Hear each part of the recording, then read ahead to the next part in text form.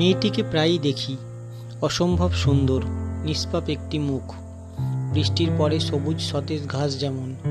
কখনো তুলনা করি বন ছেয়ে যাওয়া পিঙ্ক কাশিয়ার সাথে।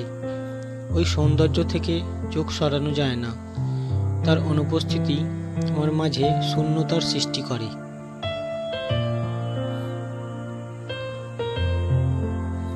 আবার কখনো কখনো তাকে দেখি অনেক মানুষের ভিড়ে, হঠাৎ হঠাৎ দেখা দেয়, অনেকটা দক্ষিণা হাওয়ার দিনে, গাছের পাতা আর সূর্যের আলোর লুকোচুরির মতো। আর আমার চোখ ফিরে ফিরে আসে নতুন মুগ্ধতা নিয়ে।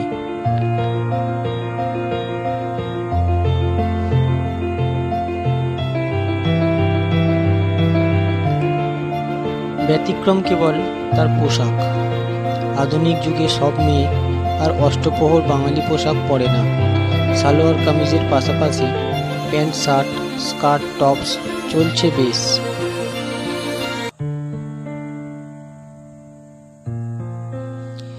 একসময় এগুলো ছিল নিতান্তই অপ্রচলিত।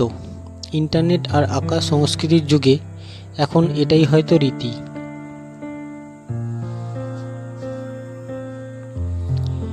বাঙালি নারীর আজন্ম লালিত পরিচ্ছদ। শাড়িটা এখন আর একেবারেই আনুষ্ঠানিক হয়ে গিয়েছে। খুব ইচ্ছে হতো চপলমতি ইনোসেন্ট ওই মেয়েটিকে একবার শুধু শাড়িতে দেখতে।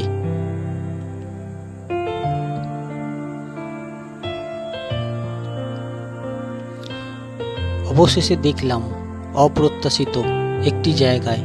হঠাৎ করেই সে ফিরোজা রঙের চমৎকার কারুকাজ করা শাড়ি পরা। আমি থমকে গেলাম। অপ্সরি দেখিনি সত্যি, কিন্তু ঠিক ওই মুহূর্তে মনে হলো চপলমতি হেঁটে গেল বাতাসে ঢেউ তুলে, যেন পাহাড়ি ঝর্ণার গায়ে ঝরে ঝরে পড়ছে সোনালি ফুল। তখনও নামেনি সন্ধ্যা এই ব্যস্ত নগরীতে। বসন্ত এলো বলে ওই আকাশটাও পুরোপুরি নীল।